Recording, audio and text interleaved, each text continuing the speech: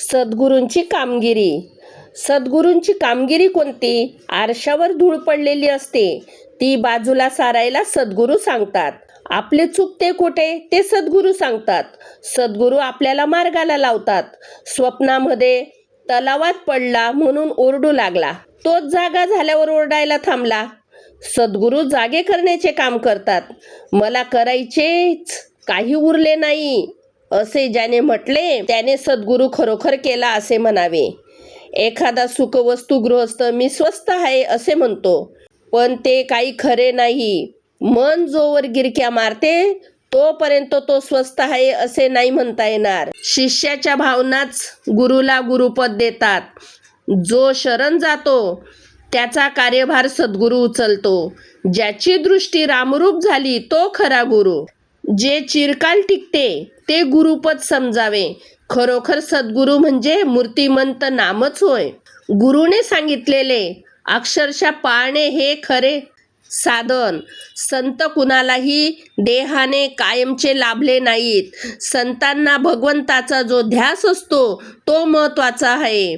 पुष्कळांना संतांची गाठ पडते, परंतु सत्संगीचे महत्त्व न कळाल्यामुळे बहुतेकांना त्यापासून जो व्हायला पाहिजे तो फायदा होत नाही. आपली जी कर्तव्ये ठरली आहेत ती आपण बरोबर करावीत. व्यापार थोडक्या प्रमाणात केला तर तो पुढे जातो. त्याप्रमाणे कर्तव्य करीत गेल्याने फळाची आशा आपोआपच सुटते. आपले कर्तव्य कोणते ते सद्गुरू आपल्याला दाखवून देतात. रथ आहे खरा, पण जर त्याला सारथी म्हणजे चालवणारा नसेल तर रथ कुठेतरीच जाईल. केवळ गाडी माझी आहे म्हणून मी मालकाला चालविता येणार नाही. साधी बैलगाडी सुद्धा चालविता येणार नाही. आपला देह मनुष्य आपल्या मनाने चालवतो आणि खड्ड्यामध्ये पडतो. सद्गुरू हे गाडीवानाचे काम करतात आणि आपल्या देहरूपी गाडीला योग्य रस्त्यावरून नेतात.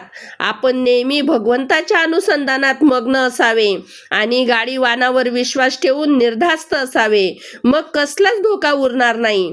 आपल्या नशिबात जेवढे मिळायचे असेल तेवढेच आपल्याला मिळणार अशी वृत्ती बनून आपले हवेपण कमी होईल. मनाची ही वृत्ती झाली की जे घडेल ते भगवंताच्या इच्छेनेच घडेल असे आपल्याला वाटू लागेल. असे वाटू लागले की समाधान चालत घरी येईल.